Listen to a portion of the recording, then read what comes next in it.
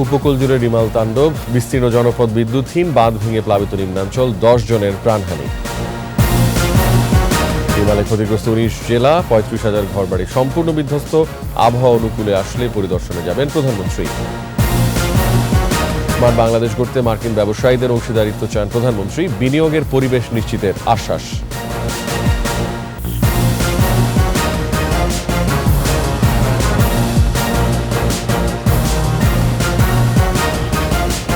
Security ইসলামী bank PLC সংবাদ ছিল না। আমন্ত্রণ জানাচ্ছি রাত 9টার 21 সংবাদে। আপনাদের সাথে আছি আমি রিয়াজ হাফিজ।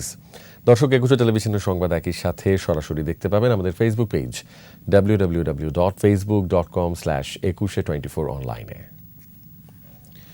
উপকূল জুড়ে তাণ্ডব চালিয়েছে ঘূর্ণিঝড় রিমাল। বিধ্বস্ত জনপদে বিদ্যুৎহীন প্রায় 2.5 কোটি গ্রাহক। জোয়ারের পানিতে বাঁধ ভেঙে প্লাবিত নিচু এলাকা। বিভিন্ন জেলায় এ পর্যন্ত মারা গেছেন 10 জন। রিমালের প্রভাবে টানা ঝড় বৃষ্টি হচ্ছে দেশজুড়ে। পাহাড়ি এলাকায় ভূমিধসের আশঙ্কাও করা হচ্ছে। এদিকে বৈরী আবহাওয়ার কারণে উপকূলীয় লোকালয়গুলোতে বন্ধ রয়েছে সব ধরনের শিক্ষা প্রতিষ্ঠান। প্রতিনিধিদের সহায়তায় আরও জানাচ্ছেন খুরশিদ আলম মুকুল। ঘূর্ণিঝড় রিমালের প্রভাবে উপকূলীয় এলাকাসহ সারা দেশেই ঝড়ো হাওয়াসহ ঝরছে ভারী বৃষ্টি। ঝড়ে ঘরের নিচে চাপা পড়ে ভোলার লালমোহনে এক বৃদ্ধা এবং দৌলতখানে এক শিশুসহ মারা গেছেন 3 জন। চর কুকরিমুকরি সহ চর ফ্যাশনের নিচু এলাকা প্লাবিত হয়ে পানিবন্দী প্রায় 20,000 মানুষ। বিধ্বস্ত হয়েছে অর্ধশতাধিক বাড়িঘর। বিদ্যুৎহীন হয়ে বিপর্যস্ত জনজীবন। লক্ষ্মীপুরের রামগতি ও কমলনগরে স্বাভাবিক জোয়ারের চেয়ে নদীর পানি 4-5 ফুট উঁচুতে প্রবাহিত হচ্ছে। বেড়িবাঁধ ভেঙে প্লাবিত নিম্নাঞ্চল। পানিবন্দী 70,000 মানুষ, বিদ্যুৎহীন কয়েক উপজেলা। মতিরহাট, লুধুয়া, কালকিনি, সাহেবেরহাট ও রামগতিতে বিধ্বস্ত অর্ধশতাধিক কাঁচা ঘরবাড়িসহ শিক্ষা প্রতিষ্ঠান। চট্টগ্রাম মহানগরীর বাইজিদ বোস্তামি থানার টেক্সটাইল গেটে দেয়াল ধসে মারা গেছেন এক যুবক। জলাবদ্ধতায় বন্ধ বঙ্গবন্ধু শেখ মুজিবুর রহমান টানেল সহ চট্টগ্রাম বন্দরের অপারেশনাল কার্যক্রম। সাগর উত্তাল থাকায় বন্ধ জাহাজের পণ্য খালাসও। জলোচ্ছ্বাসে প্লাবিত বাগেরহাটের মোংলা, রামপাল, মোরেলগঞ্জ ও শরণখোলা উপজেলার নিম্নাঞ্চল। ক্ষতিগ্রস্ত ঘরবাড়ি ভেসে গেছে চিংড়ি ঘের। বিদ্যুৎ বিচ্ছিন্ন পুরো জেলা। নদ নদীগুলো বেড়েছে স্বাভাবিকের চেয়ে 3 থেকে 4 ফুট বেশি জোয়ারের পানি। খুলনার কয়রায় 3টি জায়গায় বাঁধ ভেঙে প্লাবিত অন্তত 20 গ্রাম। ভেসে গেছে শতাধিক চিংড়ি ঘের, ভেঙে গেছে কয়েকশো কাঁচা ঘরবাড়ি ও দোকানপাট। পাউবু জানায়, জোয়ারের তীব্র চাপে মহেশ্বরীপুর ইউনিয়নের সিংহের কোনা, মহারাজপুর ইউনিয়নের 10 হালিয়া ও দক্ষিণ বেতকাশী ইউনিয়নের 3 নম্বর ওয়ার্ডের বেলালগাজীর বাড়ির সামনের বাঁধ ভেঙে গেছে। নোয়াখালীর দ্বীপ উপজেলা হাতিয়ার 11টি ইউনিয়ন প্লাবিত হয়ে পানিবন্দী প্রায় 50,000 মানুষ। হাতিয়া নদীর পানি বেড়েছে স্বাভাবিকের চেয়ে 8 থেকে 10 ফুট। জোয়ারের পানিতে প্লাবিত নিঝুম দ্বীপের প্রধান সড়ক ও বাজারও। 6 থেকে 7 ফুট পানির নিচে পটুয়াখালীর কুয়াকাটা কলাপাড়ার নির্মাঞ্চল। ভেসে গেছে প্রায় 800 ঘের এবং 2,500 পুকুরের মাছ। এখনও উত্তাল বঙ্গোপসাগর। 2 দিন ধরে বিদ্যুৎহীন পুরো উপজেলা। যশোরে গুড়ি বৃষ্টিপাতে বিদ্যুৎহীন পল্লী বিদ্যুতের বেশিরভাগ সঞ্চালন লাইন। ঝড়ে ক্ষতিগ্রস্ত সবজি ক্ষেত। পিরোজপুরে ভারী বর্ষণে পানি ঢুকেছে বসতঘরে। গবাদি পশু, হাঁস মুরগি, ফসলের ক্ষেত ও মাছের ঘেরের ব্যাপক ক্ষয়ক্ষতির শঙ্কা রয়েছে। ঝড়ের প্রকোপে বরিশাল নগরীর রূপাতলীতে নির্মাণাধীন ভবনের দেয়াল ধসে মারা গেছেন হোটেল মালিক লোকমান হোসেন ও শ্রমিক মোকসেদ। ঝড়ে বন্ধ রয়েছে পাটুরিয়া দৌলতিয়া নৌরুটে ফেরি ও লঞ্চ চলাচল। খুরশিদ আলম মুকুল, 21 টেলিভিশন। দর্শক, ঘূর্ণিঝড় রিমালের প্রভাবে ক্ষয়ক্ষতির খবর জানাতে চট্টগ্রাম থেকে যুক্ত হচ্ছেন আমাদের সহকর্মী হাসান ফেরদৌস। হাসান, রিমালের পর এখন ক্ষয়ক্ষতির কি অবস্থা দেখতে পাচ্ছেন?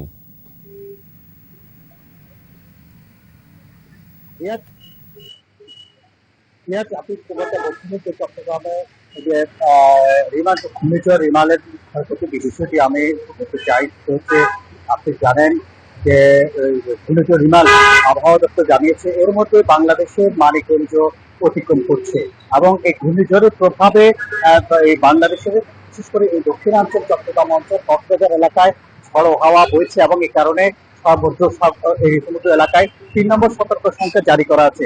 সাগর বেশ উত্তাল রয়েছে, এবং এই বিকেল থেকে থেমে থেমে বৃষ্টি হচ্ছে, এবং যেটি একটানা সকালবেলা প্রচুর বৃষ্টিপাত হচ্ছে। আবহাওয়া দপ্তরের তথ্য অনুযায়ী প্রায় দুপুর পর্যন্ত 200 মিলিমিটারের বেশি বৃষ্টিপাত হচ্ছে, এবং এই বৃষ্টির কারণে চট্টগ্রাম মহানগরীর অধিকাংশ, বলা যায় প্রায় তৃতীয়াংশ অংশ এর মধ্যে পানিতে তলিয়ে যায়, যেগুলো নিম্ন অঞ্চলগুলো ছিল।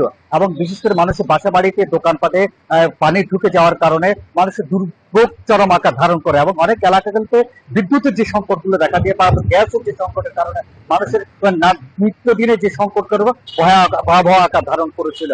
এবং এর মধ্যে আস্তে আস্তে ধীরে ধীরে সংকটটা কেটে উঠতে শুরু করলো। এখন কিন্তু থেমে থেমে বৃষ্টিপাত হচ্ছে, এবং ঝোড়ো হাওয়া বইছে ওই 3 নম্বর সতর্ক সন্ধানে। আর এই কারণে সাগর উত্তাল থাকায় যে চট্টগ্রাম বন্দরের যে কার্যক্রমগুলো, অপারেশনাল কার্যক্রম, সেটি চললো।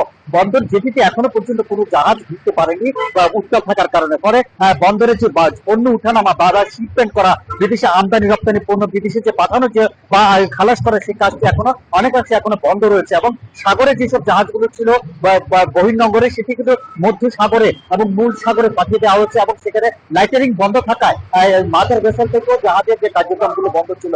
আর এই ঘূর্ণিঝড় রিমালের কারণে এর মধ্যেই চট্টগ্রাম একজন দেওয়াল ধসে একজনের মৃত্যু হয়েছে। এছাড়া আর বিশেষ করে উপকূলীয় এলাকা সীতাকুণ্ড, বেরসরাই, সন্দ্বীপ এবং বাঁশখালী এলাকায় বেড়িবাঁধে ভাঙন হয়েছে, এবং সেখানে পানি ঢুকেছে, এবং অনেক ফসলের ক্ষয়ক্ষতি হচ্ছে। আর আরেকটি বিষয় হচ্ছে যে ঘূর্ণিঝড়ের কারণে এই চট্টগ্রাম সহ বিভিন্ন জায়গাগুলোতে অধিকাংশ এলাকার যে পানি, যে সংকটগুলো, পানি উঠার কারণে মানুষের যে নিত্য পানিগুলো, সেগুলো পানি খাওয়ার ক্ষেত্রে, সেগুলো পানি খেতে সংকট দেখা দিয়েছে। ফলে এই সংকটগুলো ছাড়া যে পাহাড় ধসের একটি বিষয় থাকে, চট্টগ্রামের পাহাড়গুলোতে অধিকাংশ বালির পাহাড়, এবং এই বালির পাহাড়গুলো বৃষ্টি হলে ধসে পড়ে। প্রতি বছর বর্ষাতে ব্যাপক ক্ষয়ক্ষতি, প্রাণহানির ঘটনা ঘটে। এবার সে প্রশাসনের পক্ষ থেকে পাহাড় ধস যাতে না ঘটে, পাহাড়ে যারা বুদ্ধিজীবী যারা আছে তাদেরকেও সরিয়ে নেওয়া হচ্ছে, এবং বৃষ্টিপাত যদি অব্যাহত থাকে তাহলে সেক্ষেত্রে ধসের একটা আশঙ্কা থাকতে পারে বলে আবহাওয়া দপ্তর থেকে বলা হচ্ছে। এবং ফলে এই বিষয়গুলোকে প্রশাসন কিন্তু তৎপরতা তাদের চালিয়ে যাচ্ছেন, এবং তারা চেষ্টা করছেন যাতে বড় ধরনের কোনো ঘটনা যাতে না ঘটে। এ ছিল আমার কাছে সর্বশেষ অবস্থা। রিয়াদ। ধন্যবাদ হাসান ফেরদৌস। ঘূর্ণিঝড় রিমালে ক্ষয়ক্ষতির পরিমাণ অপেক্ষাকৃত বেশি। আংশিক ও সম্পূর্ণভাবে বিধ্বস্ত প্রায় 1.5 লাখ পরিবারের বসতবাড়ি। সাধারণ মানুষের ক্ষতি পুষিয়ে দিতে কাজ করছে বিভিন্ন মন্ত্রণালয় ও সংস্থা। সংবাদ সম্মেলনে এসব তথ্য তুলে ধরেন দুর্যোগ ব্যবস্থাপনা প্রতিমন্ত্রী মুহিবুর রহমান। মোহাম্মদ নুরুন নবীর প্রতিবেদন। বেসামাল রিমালে ভেঙেছে ছোট বড় অসংখ্য বাঁধ, আর তাতেই প্লাবিত বিস্তীর্ণ অঞ্চল। স্থলভাগের 19 জেলায় ক্ষয়ক্ষতি স্মরণকালের সব রেকর্ড ভেঙেছে। এখন কম বেশি সবাই সচেতন, তাই আশ্রয় কেন্দ্রে গেছে 8 লাখ মানুষ। এতে জানমালের নিরাপত্তা ঘটলেও ঘর বাড়ি আর ফসলের মারাত্মক ক্ষতি হয়েছে। ঘূর্ণিঝড় পরবর্তী প্রাথমিক হিসেব বলছে 35,400 ঘরবাড়ি সম্পূর্ণ বিধ্বস্ত হয়েছে। আংশিক বিধ্বস্ত 1,14,992টি ঘর। মোট ক্ষতিগ্রস্ত মানুষের সংখ্যা 37,58,096 জন। তবে ক্ষয়ক্ষতির প্রকৃত সংখ্যা আরও বাড়বে বলে জানিয়েছে প্রতিমন্ত্রী। সম্পূর্ণভাবে বিধ্বস্ত হয়েছে 35,483টি ঘরবাড়ি, এবং আংশিকভাবে বিধ্বস্ত হয়েছে 1,14,992টি ঘরবাড়ি। জিটিপি পদ্ধতিতে আমরা যেহেতু এগুলি দিই, এখানে কোনো নয়সা হওয়ার কোনো সুযোগ নাই। সুতরাং আমরা যেটা দিই সম্পূর্ণভাবে স্বচ্ছতার সাথে, যার টাকা তার কাছে আমাদের পৌঁছে যায়। এরই মধ্যে ক্ষতিগ্রস্ত পরিবারগুলোকে দেওয়া হয়েছে 6,85,00,000 টাকা, নগদ 3,85,00,000 টাকা, 5,500 মেট্রিক টন চাল, 5,000 প্যাকেট শুকনো খাবার, শিশু খাদ্য কিনতে 1,50,00,000 এবং গোখাদ্যের জন্য 1,50,00,000 টাকা দেওয়া হয়েছে। এবার যে আমরা বরাদ্দ এই অল্প সময়ের মধ্যে যেটা দিয়েছি, এটা আজকের দিন পর্যন্ত আমাদের তো বরাদ্দর কার্যক্রম অব্যাহত থাকবে, এবং আমরা যে ক্ষতিগ্রস্ত যে সমস্ত হয়েছে, এটা শুধু তো আমাদের মন্ত্রণালয়ে শুধু সীমাবদ্ধ না, আমাদের এটার মধ্যে রোডসের অংশ আছে, আমার ভবিষ্যতে ক্ষতিগ্রস্ত হয়েছে পানি সম্পদের মাধ্যমে ক্ষতিগ্রস্ত হয়েছে, বা আমাদের মৎস্য মন্ত্রণালয়ের মাধ্যমে ক্ষতিগ্রস্ত হয়েছে। সমস্ত মন্ত্রণালয়কে ইতিমধ্যে নির্দেশ দেওয়া হয়েছে যার যার মন্ত্রণালয়ের ক্ষতিগ্রস্ত লোকের সংখ্যা এবং তার এগুলি হিসাবগুলি আনার জন্য। আমরা তো এটা সব মন্ত্রণালয় মিলিয়ে জন্য কাজ করতেছি। এখানে আমার মন্ত্রণালয় কাজ করবে, এখানে মাননীয় প্রধানমন্ত্রী ওইখানে অফিস থেকে ঘর বাড়ি করার খামার বাড়ি আছে। এটা আমরা সমন্বিতভাবে এটা নিয়ে আমরা কাজ করতেছি। এটা প্রত্যেক মন্ত্রণালয় যার যার অবস্থান থেকে ঘরবাড়ি নির্মাণ সহ অন্যান্য ক্ষতি পুষিয়ে দেবে বলে প্রতিশ্রুতি দেন প্রতিমন্ত্রী। অনেকেই মারা গেছে, যাওয়ার পথে দেওয়াল ধসে বিভিন্নভাবে এই 10 জনের সুস্পষ্ট তথ্য আমাদের কাছে আছে। মোহাম্মদ নুরুন নবী, 21 টেলিভিশন, ঢাকা। বিনিয়োগের উন্নত পরিবেশ নিশ্চিতের আশ্বাস দিয়ে স্মার্ট বাংলাদেশ গড়তে মার্কিন ব্যবসায়ীদের অংশীদারিত্ব কামনা করেছেন প্রধানমন্ত্রী শেখ হাসিনা। বৈশ্বিক প্রতিযোগিতা বাড়ানো এবং রপ্তানি ভিত্তি সম্প্রসারণে ব্যবসায়ীদের সমর্থন প্রয়োজন বলেও জানান প্রধানমন্ত্রী। রিপোর্টে আরও জানাচ্ছেন আকবর হোসেন সুমন। প্রধানমন্ত্রীর সরকারি বাসভবন গণভবনে ইউএস বাংলাদেশ বিজনেস কাউন্সিলের একটি প্রতিনিধি দলের সঙ্গে বৈঠক হয় প্রধানমন্ত্রী শেখ হাসিনার সঙ্গে। ইউএস বাংলাদেশ বিজনেস কাউন্সিলের পরিচালনা পর্ষদের চেয়ারম্যান স্টিভেন কোভোস ও প্রেসিডেন্ট অ্যাম্বাসেডর অতুল কেশব সহ মার্কিন ব্যবসায়ী প্রতিনিধিরা এতে অংশ নেন। সর্বোচ্চ সুবিধা প্রদানের আশ্বাসের ভিত্তিতে বাংলাদেশে বিনিয়োগে মার্কিন ব্যবসায়ীদের আহ্বান জানান প্রধানমন্ত্রী Sheikh Hasina. I may remind you that Bangladesh has the most liberal investment policy status in the region. Also be assured that we are giving top priority to improving our investment environment. Smart বাংলাদেশের অগ্রযাত্রায় অংশীদার হবারও আহ্বান জানান সরকার প্রধান। We aspire to become a smart nation by 2041. Here we need your support in increasing our global competitiveness and expanding our export base. I also call on you to remain with us as partner in our journey to a developed, prosperous and smart Bangladesh by 2041. মার্কিন যুক্তরাষ্ট্র রপ্তানির বৃহত্তম গন্তব্য উল্লেখ করে আগামীতে অর্থনৈতিক সম্পৃক্ততা বৃদ্ধিতে আশা প্রকাশ করেন প্রধানমন্ত্রী। Our focus is now to promote economic and commercial relations with not only regional but also global partners, including the United States. The United States would become our long-term partner in achieving our development goals through trade, investment, and technology transfer, and by creating a smooth and predictable supply chain for mutual benefit. বাংলাদেশের একটি প্রধান অর্থনৈতিক ও উন্নয়ন সহযোগী হিসেবে যুক্তরাষ্ট্রের সহযোগিতা অব্যাহত রাখার তাগিদ দেন প্রধানমন্ত্রী। I urge all U.S. business leaders to explore business opportunity and invest in Bangladesh. Akbar Hossain Suman, 21 television, Dhaka. নিচ্ছি সংবাদ বিরতি। যখন ফিরছি তখন অন্যান্য খবরের সঙ্গে আরও থাকবে। সাবেক আইজিপি বেনজিরকে গ্রেফতারে আইনি বাধা নেই, বিদেশ যাত্রায় নিষেধাজ্ঞা চাইতে পারে দুদক। সবই হবে বাসায় বসে। আইডিএলসি আমার ফাইন্যান্সিয়াল পার্টনার, বলি সেভিংস করতে পারছি ডিজিটালি। আমন্ত্রণ আবারও রাত 9:21 সংবাদে। অনুসন্ধানের প্রয়োজনে সাবেক আইজিপি বেনজির আহমেদকে গ্রেফতার করতে আইনি কোনো বাধা নেই বলে জানিয়েছেন দুদকের আইনজীবী খুরশিদ আলম খান। দুপুরে সুপ্রিম কোর্টে এই আইনজীবী বলেন, দুদকের তদন্ত চলমান রয়েছে, প্রয়োজন মনে করলে বেনজির আহমেদকে বিদেশ যাত্রায় নিষেধাজ্ঞা চাইতে পারে দুদক। আইনজীবী খুরশিদ আলম খান জানান, পূর্বে সাবেক আইজিপি বেনজির আহমেদের 83টি দলিলের সম্পত্তি এবং 33টি ব্যাংক হিসাব জব্দের নির্দেশ দিয়েছিল আদালত। পরবর্তীতে আবারও দুদকের আবেদনে 119টি স্থাবর ও অস্থাবর সম্পত্তি ক্রোকের নির্দেশ দেন আদালত।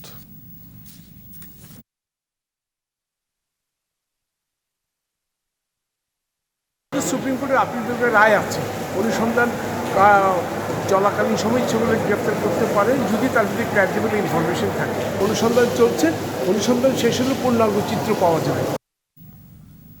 ব্যবসা বাণিজ্যের খবর।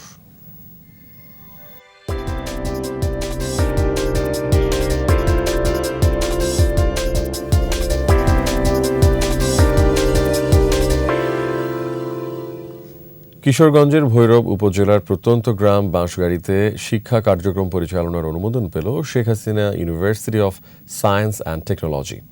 প্রিমিয়ার গ্রুপ ও প্রিমিয়ার ব্যাংক ফাউন্ডেশনের চেয়ারম্যান বীর মুক্তিযোদ্ধা ডাক্তার HBM ইকবাল প্রতিষ্ঠিত বিশ্ববিদ্যালয়টিতে চলছে সামার সেশনের ভর্তি কার্যক্রম।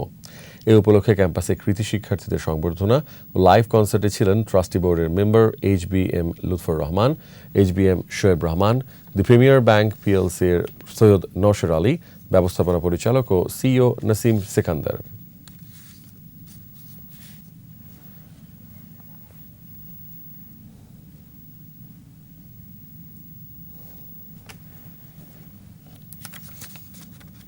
যুক্তরাষ্ট্রের বিপক্ষে সিরিজ শেষে হিউস্টন থেকে ডালাসে পৌঁছে নতুন মাঠে অনুশীলন শুরু করেছে টিম টাইগার্স।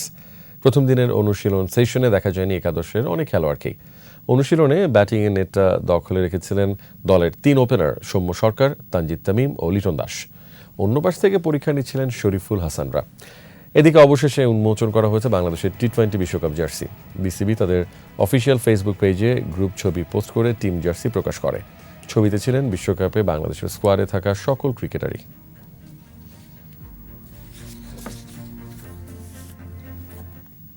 শেষ করছি রাত 9:21 সংবাদ। তবে যাবার আগে ফার্স্ট সিকিউরিটি ইসলামী ব্যাংক PLC সংবাদ শিরোনামগুলো আরও একবার।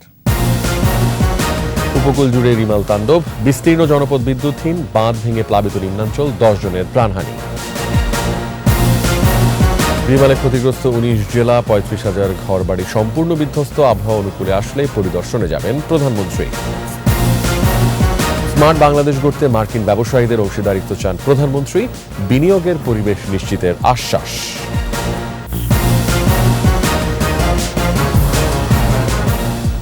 সর্বশেষ খবর জানতে ডায়াল করুন 2021 নম্বরে আর ভিজিট করুন 21.com ওয়েবসাইটে। এছাড়া ফেসবুকে লগ ইন করতে পারেন facebook.com/2124 অনলাইনে। আমাদের পরবর্তী সংবাদ রাত 11টায় দেখার আমন্ত্রণ রইল। ধন্যবাদ।